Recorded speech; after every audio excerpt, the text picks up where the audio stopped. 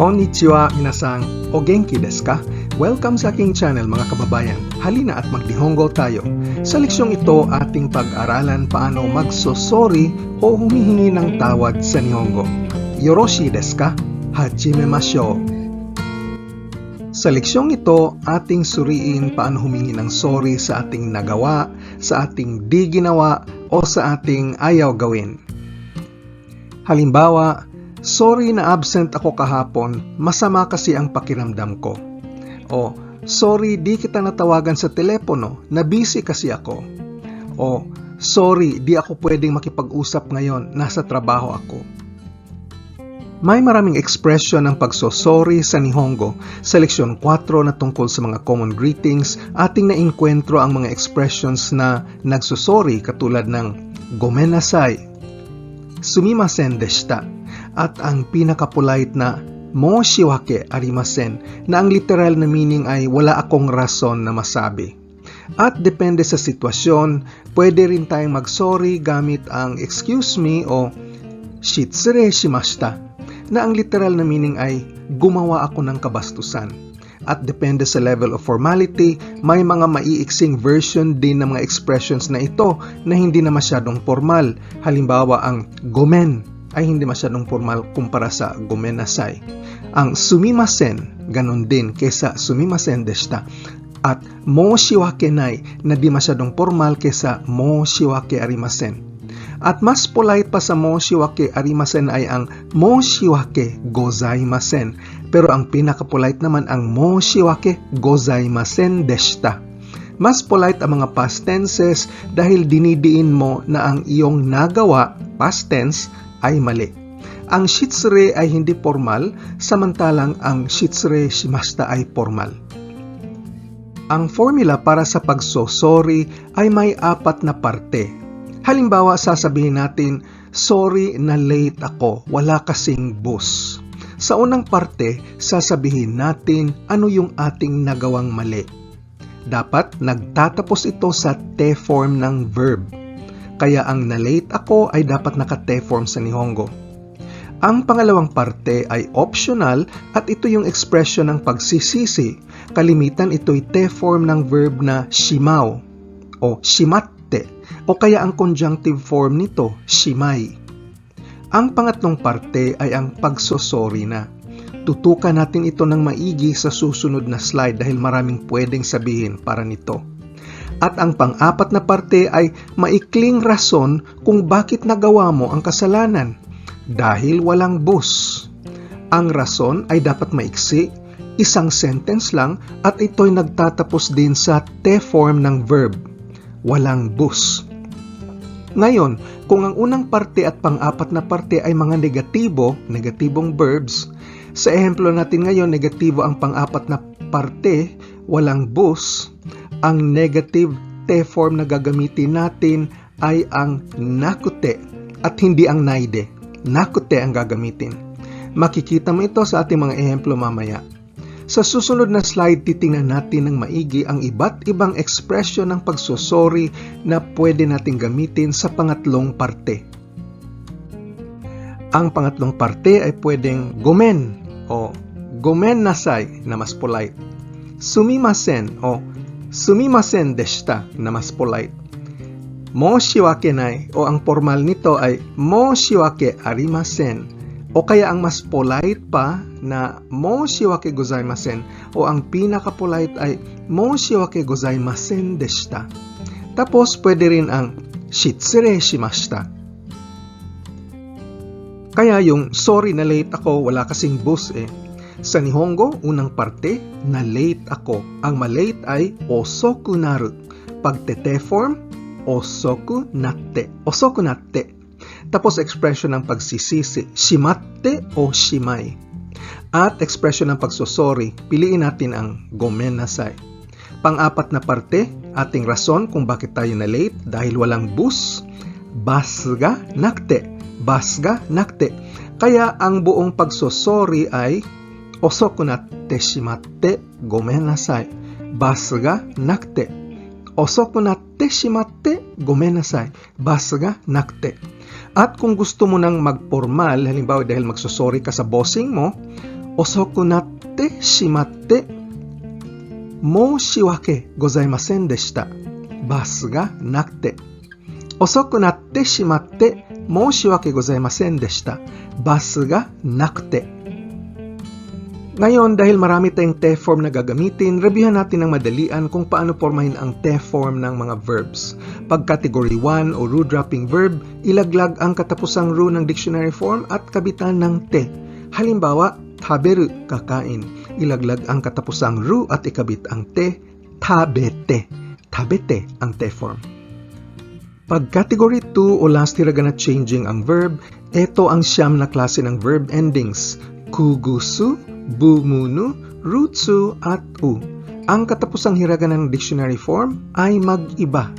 Ang ku ay magiging ite, ang gu magiging ide, ang su magiging shite, ang bu, mu at saka nu magiging nde, at saka yung ru, tsu at u ay magiging utte. Para sa limang napakakomun na irregular verbs, ang suru ay magiging shite, ang kuru, kite, iku, itte, ang aru, atte, at ang te form ng da ay de. Isa pang napakakomun na ehemplo ng pagsusori. Sorry na absent ako kahapon, masama kasi ang pakiramdam ko. Para nito gagamit tayo ng gomen nasai sa ating expression of apology. Ang a-absent ay yasumu at ang te form nito ay yasunde. Kino yasunde gomen nasai. Kibun ga warukute. Kino yasunde gomen nasai. Kibun ga warukute. Halimbawa, magsusori ka sa boss mo, kaya pipili tayo ng mas polite pa. Moshiwake arimasen. Kino yasunde moshiwake arimasen. Kibun ga warukute. Kino yasunde moshiwake arimasen. Kibun ga warukute. Ano bang isasagot mo kung ikaw ang bossing at sinasabihan ka ng tao mo ng ganito? Ang pinakamadali ay, "Hai, wakarimashita. Hai, wakarimashita. Naiintindihan ko." Sorry ha, binuksan ko ang bintana. Napakainit kasi. Kaibigan ang kausap natin, kaya pipiliin natin ang gomen. Hindi masyadong formal. Ang bubukas ay akeru. Te form nito ay akete. Mado, akete. Gomen ne. Totemo atsukute. Mado, akete. Gomen ne. Totemo atsukute. Pero pag customer ang kausap mo, pipili tayo ng mas formal na expression of apology. Halimbawa, sumimasen deshita. Alam mo naman sa Japan, ang customer ay parang kami-sama o Diyos. Kaya ang apology mo ay magiging ganito. Mado akete sumimasen deshita. Totemo atsukute.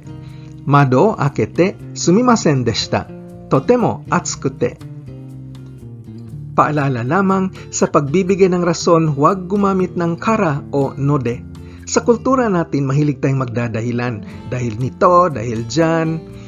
Sa ehemplo natin, sorry na absent ako kahapon dahil masama ang pakiramdam ko. Very tempting na gagamit tayo ng kara o kaya node bilang pagdadahilan. At sasabihin natin, kibun ga warukatta kara kino wa yasumimashita, gomen nasai.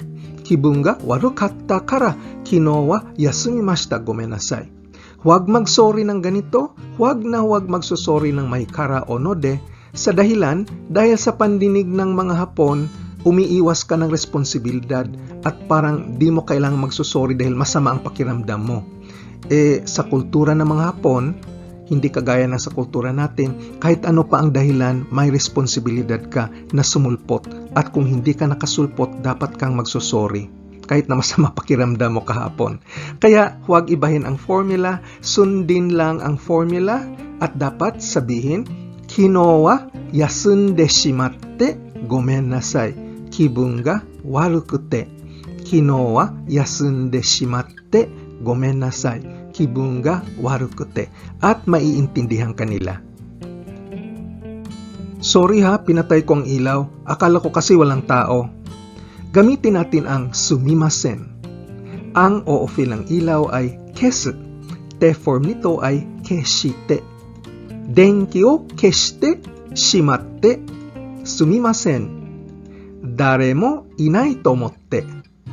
電気を消してしまってすみません. Dare mo inay tomotte. Pero kung kausap mo ay boss mo, kailangan mas polite.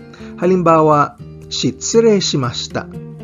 Kaya ang apology mo ay magiging denki o keshite shimai shitsure shimashita.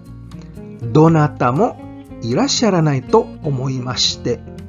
Denki o keshite shimai shitsure shimashita. Donata mo irasharanai to omoimashite. Kaya yung rason nagiging honorific din para babagay dun sa mas polite na shitsure shimashita. Sorry, nabasag ko yung pinggan. Nadulas kasi sa kamay ko. Halimbawa sa restaurant ito nangyari. Nabasag mo yung pinggan nila. Gagamitin natin ang sumimasen deshita. Ang babasag ay kowasu at ang te form nito ay kowashite. Osara o kowashite shimatte sumimasen deshita. Te kara suberi ochite. Osara o kowashite shimatte sumimasen deshita. Te kara suberi ochite. Sorry, di ako nakatawag sa'yo. Na-busy kasi ako. Sabihin nating malaking customer ang kausap mo, kaya gagamitin mo napaka-polite na expression. Moshiwake gozaimasen. Ang tatawag sa telepono ay denwa suru at ang hindi nakatawag ito'y negative ability, denwa dekiru, denwa dekinai, denwa dekinakute, denwa dekinakute. Kaya ang ating apology ay denwa dekinakute moshiwake gozaimasen. Isogashiku natte. Denwa dekinakute moshiwake gozaimasen. Isogashiku natte. Uulitin ko lang na huwag tayong gumamit ng kara o kaya node sa pagbibigay ng rason. Kaya huwag sabihin ang isogashiku natta node denwa dekimasen deshita sumimasen. Isogashiku natta node denwa dekimasen deshita sumimasen. Paggamit ng kara o node, parang karapat-dapat lang na hindi ka tumawag. At hindi ito katanggap-tanggap sa kulturang Hapon. Upang hindi magkamali, gamitin lang ang formula at sabihin, denwa dekinakute sumimasen. Isogashiku natte. Denwa dekinakute sumimasen. Isogashiku natte. Sorry ha, di ako makadalo sa party. May emergency kasi ako. Ang darating ay kuru. At meron tayong negative ability conjugation dito. Hindi makarating. Korare nakute. Gamit ang shortcut ability. Korare nakute. At ang emergency ay kyuyo. Gagamitin natin ang gomen nasai. Kaya ating apology ay party ni korare nakute gomen nasai. Kyuyo ga dekite. Party ni korare nakute gomen nasai. Kyuyo ga dekite. Ang kyuyo ga dekite ay napaka-common na rason at palagi mo itong maririnig. At ang pinakamadaling isagot ay, Hai, wakarimashita. Naintindihan kita. Sorry, di ako makapagkwentuhan ng matagal. Nasa trabaho pa kasi ako. Napaka-common ang sitwasyong ito. Ang magkukwento ay hanasu.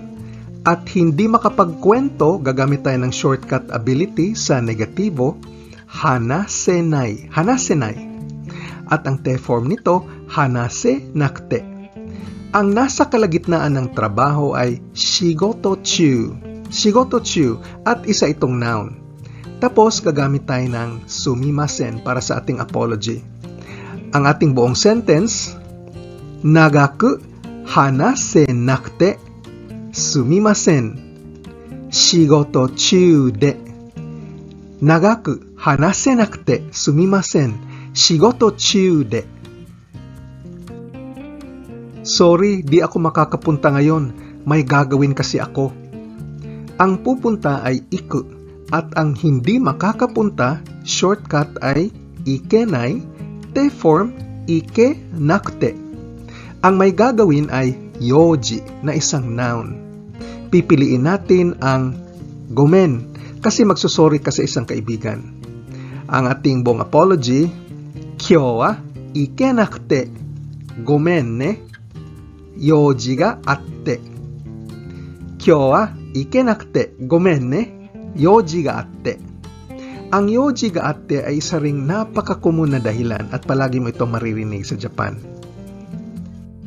Susumahin natin ang leksyong ito, ating natutunan paano magsosorry sa Nihongo. Ang formula natin ay may 4 na parte.